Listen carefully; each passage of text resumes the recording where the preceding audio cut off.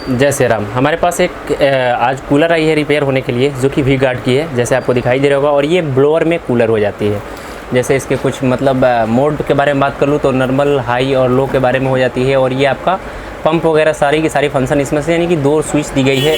और ये ब्लोइंग मतलब एयर ब्लोअर जो होता है वही है, क्योंकि इसमें जो डायना लगे रहते हैं वो थोड़ा सा भिन्न टाइप लगे रहते हैं, ये वाली डायने लगी रहती है। तो अगर आपके पास भी इस तरह की कूलर है, नहीं चल रही है, तो क्या रीज़न होता है, चलिए मैं बात करता हूँ और आपको बताता हूँ कि आखिरकार इस तरह की कूलर में क्या प्रॉब्लम हो जाती है। सर्वप्रथम तो मैं बात करूँ कि आखिरकार इस तरह की कूलर खोली कैसे जाती है। उसके बाद में इसके पानी की कैपेसिटी का बात करूँ तो समथिंग इसमें पानी आपका 25 लीटर के आसपास एब्जॉर्ब हो जाता है। चलिए बात करते हैं कि आखिरकार इसको ओपन कैसे की जाती है। साइड से बात करें तो इसमें साइड से कोई भी हनी पैड नहीं लगाई रहती है, ताकि ये छोटे साइज़ में होती है। और इसको खोलने के लिए आप जैसे पीछे के साइड में आओगे तो पीछे के साइड से एक हनी पैड लगाई रहती है यहाँ पे। तो यहाँ पे एक आपको हनी पैड लगाई हुई मिल जाती है, जो कि हमने हनी पैड इसका बाहर निकाल करके रखा हुआ है। मैं आपको दिखाने का प्रयास करूँ तो ये रहती है इसकी हनी पैड, आपको दिखाई दे रहे होंगे।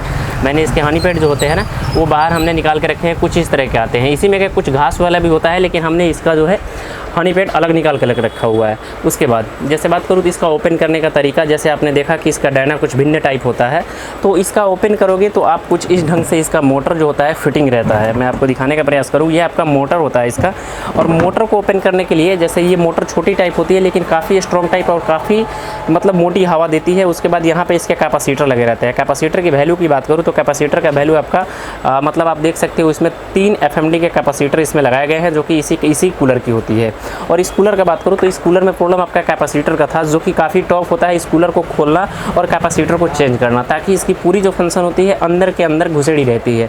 तो कैपेसिटर आपको यहाँ पे लगाई मिल जाती है। तो तीन का ही कैपेसिटर इसमें लगाया जाता है। ये चीज़ बिल्कुल भी ध्यान रखना कि 3 का ही कैपेसिटर होता है।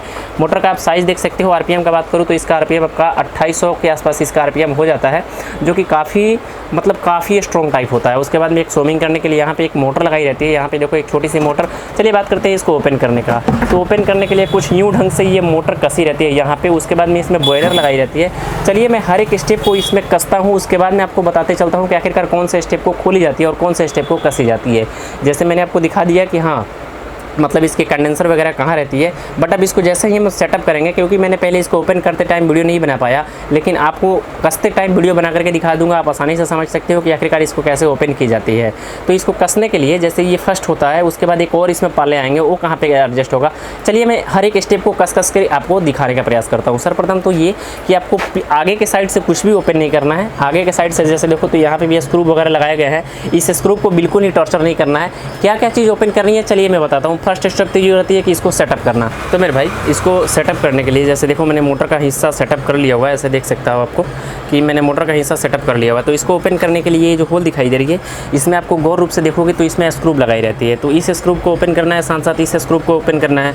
और यहाँ पे भी स्क्रू लगाई है इसको और इसको, और ऊपर के साइड देखो यहाँ पे लगाई गई है। ये हाथों के उंगली के सहारे मैं आपको दिखाने का प्रयास करूँ तो ये आपको जो ओझल दिखाई दे रही है इसको खोलना है। ये ना कि आपको ये वाली स्क्रू को बिल्कुल ही टॉर्चर नहीं करनी है, क्योंकि ये जो स्क्रू होती है आपकी आगे से जो जाली कसी रहती है उसकी स्क्रू होती है।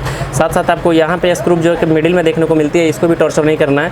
साथ साथ यहाँ पे आपको स्क्रू खोलना है और बीच वाले को स्क्रू खोलना है। तो इस तरह से ये वाली पल्ला ओपन होती है। और इसके ऊपर जैसे ये ब्लोअर हो गई अभी, अब इसके ऊपर आपको मतलब डायना लगाई जाएगी, इसकी जो ब्लेड होती है। तो ब्लेड लगाने के लिए देखो मोटर में एक आपको स्लिप टाइप का ऐसे बनाया रहता है, और उसके बाद में आपका डायना में भी देखोगे तो इस टाइप का एक बनाया रहता है। तो ये कभी भी जो आपको स्क्रू दिखाई दे रहे हैं आगे वाले फ्रंट स्क्रू, ये कभी भी आपको आगे के साइड होना चाहिए और इसी सीक में होना चाहिए। तो जैसे मैं आपको मतलब लगा करके सेटअप करके दिखा दूं तो ऐसे दिख सकते हो आपको कि मैं आपको मतलब जाली का थोड़ा सा मतलब भाग दिखाने का प्रयास करूं तो ऐसे इसको सेटअप की जाती है। और ये पूरा फिनिशिंग में होना चाहिए। ये ज़्यादा अंदर जाएगी तो फिर आपकी ब्लेड भी ब्लॉक होने लगेगी, तो इस चीज़ का ज़रूर ध्यान देना। उसके बाद में इस डायने को कस ली जाती है।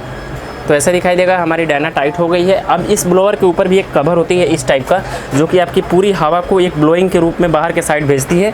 तो ये आपका जो कवर होगा, आपका ऐसे कवर लगाया रहता है इस पे ऐसे, तो इस कवर को इसी पे ऐड करनी होती है।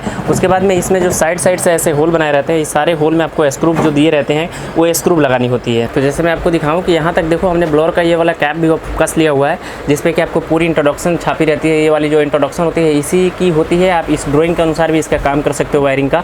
तो चलिए हमने अब फैन को नचा कर देख लेना है कि हमारी फ़ैन तो कहीं नहीं सेट रही है। तो इस तरह से पूरा सेटअप होने के बाद में ये कंडेंसर अगर आप बदलते हो तो इतना टाइम आपको परेशानी झेलनी पड़ेगी। तो चलिए अब इसको हम चला करके देखते हैं कि क्या हमारी जो मतलब हमने कूलर जो रिपेयर किया हुआ है क्या वो हमारी सही चल रही है या नहीं चल रही है।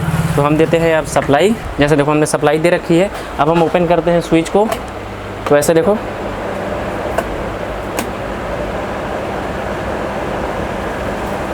तो जैसे देखो हमारी फ़ैन अब चल रही है। आगे की साइड से दिखाने का प्रयास करूँ तो पूरी मतलब हवा भी एकदम से दे रही है। आपको दिखाने का प्रयास करूँ, अभी नहीं शो होगा, लेकिन हमारी जो कूलर थी जो पहले नहीं चल रही थी, यानी कि हाथों से सहारा देने पे चल रहा था, लेकिन वो कूलर परफेक्ट रूप से चालू हो गया है।